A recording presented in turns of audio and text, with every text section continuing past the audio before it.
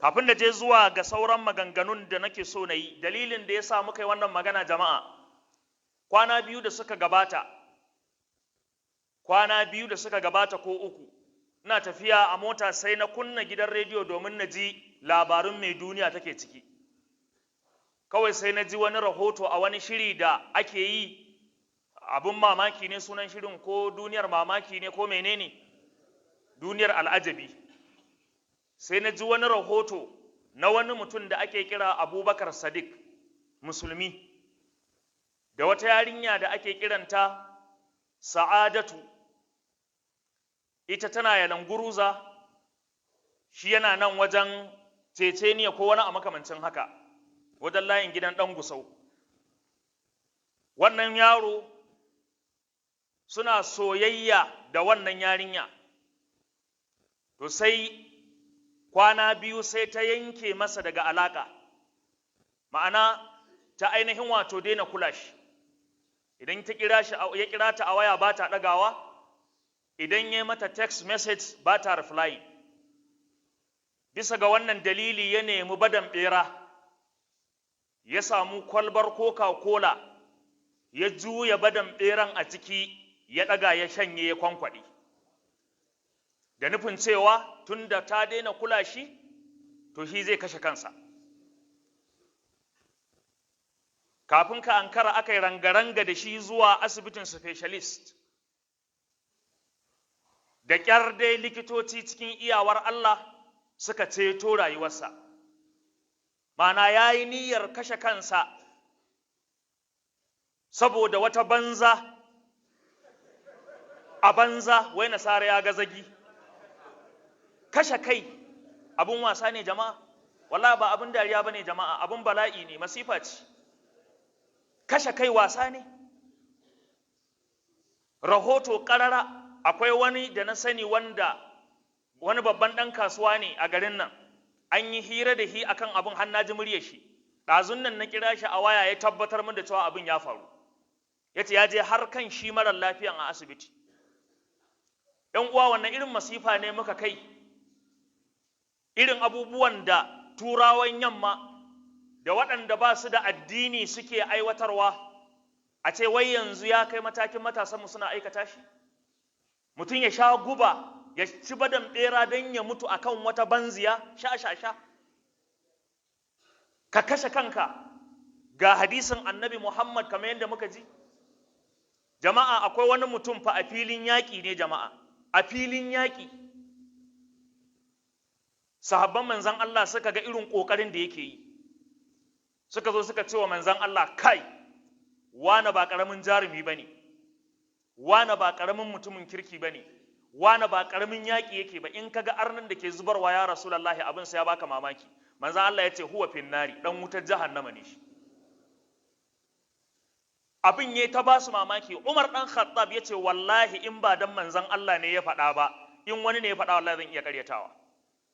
Ya ce amma da ke manzan Allah ne, ni na tabbatar la yantiqu anil hawa in huwa illa wahayin yuha. Ya ce don haka na dinga bin wannan mutum na ga me zai faru. Ya ce ƙarshe na samu ya yi gumurzu da kafirai, ya kakkashe su, shi kuma an ji masa rauni bai mutu ba. Sai yana jin haushi da baƙin cikin me yasa ba a kashe shi ya shahada ba. Don haka sai ya nemi wani lungu, sai je sai ya kwanta, sai ya ɗauki takwabi sai ya burma a cikinsa, ya gaggautowa da kansa mutuwa. Na farko dai jama'a, ku kalli wannan maganar, a ina ya mutu? A filin yaƙi. Shaida ce daga sahabbai zuwa gare shi cewa jarumi ne a cikin jarumai, amma manzan Allah ya ce yana wuta saboda Allah ya tsinka yadda manzan Allah cewa ƙarshen rayuwarsa kashe kansa zai yi. Duk abin da ya faru da shi na ƙoƙari da ya yi wajen ɗaukaka kalmar Allah bai zama uzurin a yafe masa ba, saboda ya aikata abin da Allah ya haramta, shi ne kashe kayi. To don Allah, idan mutumin da ya kashe kansa a filin daga, annabi Muhammadu ya ce yana cikin wutar jahannama, me kake tsammani ga wanda ya yi yunƙurin kashe kansa akan wata banziya? Wannan shine abin da ya kamata mai kwamfiyari. Me kake tsammani dangane da wanda ya kashe kansa akan wata mata? irin wannan abin da turawa suke in mutum damuwa ta yi masa yawa, dama su ba su da Qur'ani, ba su da hadisi, ba su da addu'a, ba su da kaza, ba duk wani abin da yake kwantar da hankali ba su da shi. Saboda haka last option nasu shine su kashe kansu. Abu na ƙarshe da za su aikata su samu kwanciyar hankalin da ba kwanciyar hankali ba shine su kashe kansu, domin idan sun kashe kansu ma wutar jahannama za su tafi. To yanzu irin wannan abun wasu daga cikin matasa suke nema su kwaikwayo, su zo suna aiwatarwa a cikin bayin Allah. Yanzu wannan maganar gashi dai an yada ta a matsayin abun mamaki, abun al'ajabi ya faru, amma wallahi bari ku gani idan ba Allah ne ya kiyaye aka yi faɗakarwa akan wannan ba, to waɗannan yaran da suke wannan soyayya ta ƙarya wallahi sun sunnantar da wannan shan gubar kenan, suna neman kashe kansu akan wasu. Gashi dai abu ne zaka gan shi kamar wasa, kamar labari, kamar abun dariya, amma abu ne wanda yake da matsala. Kuna gani yanzu wannan manzo Allah ya bada labari a zamanin da ya kashe kansa, Allah ya ce bawana yayi gaggawa, badarani abdi faqatala nafsa haramtu alaihi aljanna. Bawana ya mun gaggawa, ya kashe kansa, na haramta mishi shiga aljanna.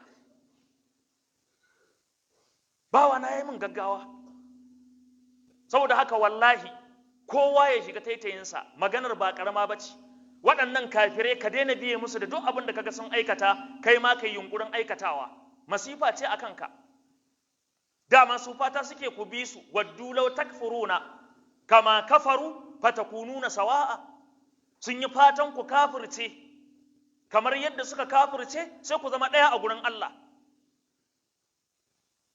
Wadda kathirun min ahli alkitabi law yaruddunakum min ba'di imanikum kuffara hasadan min indi anfusihim. Da yawa daga cikin kafirai sun yi fatan ina ma ku zama kamar su ku kafirce wa Allah. Saboda haka wannan masifa ce, ba abu ne abin dariya ko abin shega ba, wallahi abu ne abin takaici a ce an fara samun mutane musulmi, Abubakar Sadiq da wance kaza, a ce wai sun sha guba don su kashe kansu akan wani abu mai suna soyayya. Wannan wani irin masifa ce. Ga hadisin Abu Huraira, Allah ya haɗa mu da shi a Jannatul Firdaus. Abu Huraira yake cewa manzon Allah sallallahu alaihi wa alihi wa sallama ya ce man qatala nafsahu bi hadidatin, duk mutumin da ya kashe kansa da wuka ko kuma da wata kibiya ko da wani ƙarfe, jaa yawmal qiyamati bi hadidatihi, gobe kiyama zai zo da wannan ƙarfen, ya tawajja'u biha fi batnihi, yana caccakawa a cikin cikinsa, fi nari jahannama, a cikin wutar jahannama. Ma'ana Allah zai bashi azaba ta wutar jahannama, sannan a danka mar wuka a hannunsa ya dinga burmawa kanshi a cikin wuta.